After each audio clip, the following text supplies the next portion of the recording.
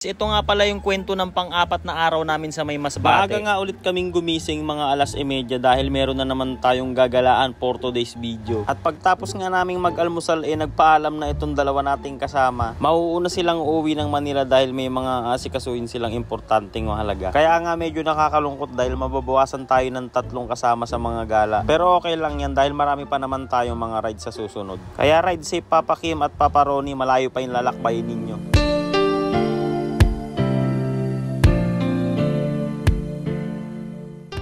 At dito na nga magsisimula ang ating biyahe. Pupunta tayo sa may Kawayan Port at doon tayo sasakay ng bangka patungo sa mga islang pupuntahan natin for today's video. Di na nga rin kami nagmotor at nagsama-sama na lang kami sa isang sasakyan. At hindi nga rin umabot ng 1 oras ang biyahe namin at nakarating na kami dito sa may Kawayan Port. Nakaabang na rin dito yung sasakyan nating bangka. At parang dito pa lang nga gusto ko nang tumalon dahil sa linaw ng tubig. Hindi ko na nga rin naorasan yung travel time namin simula sa may Kawayan Port patungo sa islang pupuntahan natin. Pero sa tingin ko more or less 1 oras din ang biniyahe namin dito. Kaya naman marami na rin kaming nakikitang mga isla sa paligid namin. At mamayang saglit nga lang din narating na natin tong Isla Florencia kung hindi ako nagkakamali. May mga aso nga dito sa aming sumalubong at tuwan-tuwa at parang ngayon lang nakakita ulit ng ibang tao.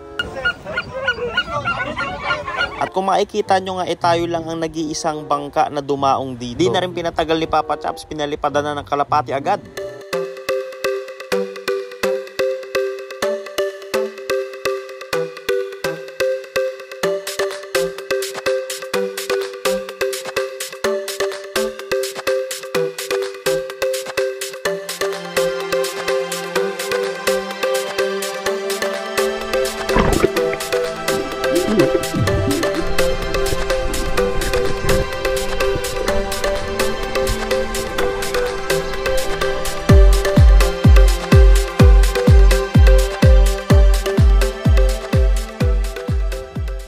Pagtapos nga natin mag-swimming dito sa isla na to at mag-picture, bumalik na kami sa bangka para kumain dahil nagugutom na ang buhay namin. At binuksan na nga ang makina ng bangka para diretso larga na rin kami sa susunod na pupuntahan nating isla. Hindi na nga rin tumagal yung biyahe dahil malapit lang naman yung islang tatawirin natin. At kitang-kita na rin naman yung isla sa di kalayuan. At pagkarating nga natin dito sa may Lamanok Island, tumalon na agad itong Papa Mulins. At akala ko nga mababaw lang, yung pala mga 3 kilometers. At welcome nga tayo dito sa may Lamanok Island. Kaya tinawag daw itong Lamanok dahil wala daw ditong manok.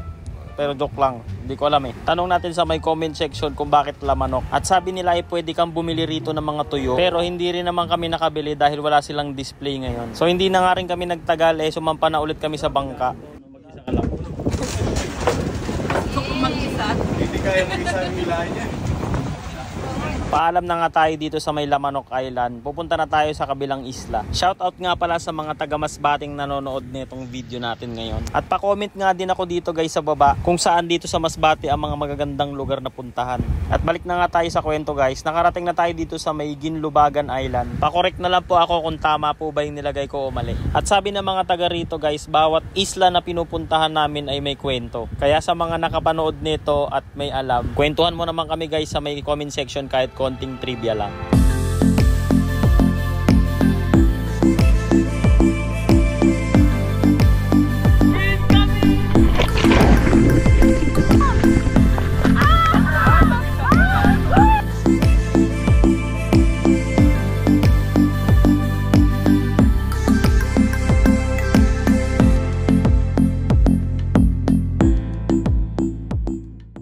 Pagbalik nga namin dito sa may bangka guys humabol itong isang aso na lokal dito sa may isla. Naaawa nga kami dahil parang gusto niyang sumama sa amin. Pero merong po siyang pamilya dyan sa may isla. Marami rin pong aso dyan. At after natin dyan bumiyahin na ulit tayo dito sa may bangka natin. At mukhang wasak na ang mga kasama natin. At ito nga ang huling pupuntahan natin guys. Dito ka daw makakita na nag-iisang punong nakatayo sa may sandbar. Medyo malayo-layo nga yung pinagtigilan ng bangka na sinasakyan natin dahil nga sobrang baba na ng tubig dito. At hindi na rin pwedeng isagad sa may malapit sa buhangin dahil naka-lowered yung bangka. Napakarami nga ng starfish at mga shells dito. Medyo malayo nga rin yung lalakarin natin papunta mismo sa may sandbar. Kaya kung ano-ano muna yung mga pinagdudut-dut namin dyan.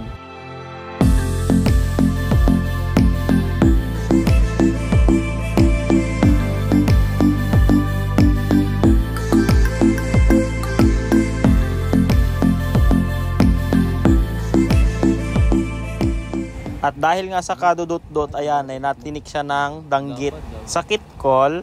Okay lang yan, Col. Malayo yan sa bikutan. At may nakita nga rin kami ditong maliit na Mr. Crab. At meron nga din ditong makahiya na waterproof. Yan nga lang yung mga ginawa namin dito sa may sandbar at nagpicture-picture. Uy, si Wits! Ayun nga, ilato. Nakuha dito yung papalens. Ulamin natin. Uy, sarap! Paborito ko yan. Suka! Namaang... Oh, dami!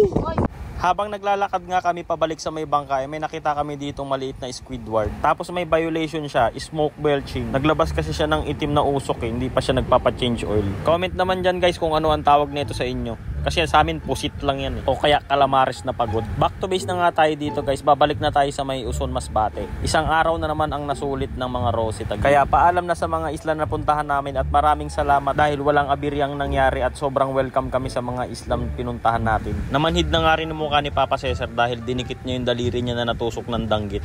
Yan, namanhid din tuloy yung mukha niya. At talaga nga namang lupay-pay talaga ang mga tropa. Talagang nasulit talaga ang buong araw. Si Ramsa na inay! At di nga kami nakadaong agad dahil nag-low tide na. Yan, nakikita nyo sobrang baba na natin. Kaya umikot na lang kami sa kabila dito sa may mababaw. At dito na nga nagtatapos ang ating adventure for today's video guys. Maraming salamat sa lahat ng tumapos. At big shoutout sa mga taga Masbate dito. Hanggang sa muli!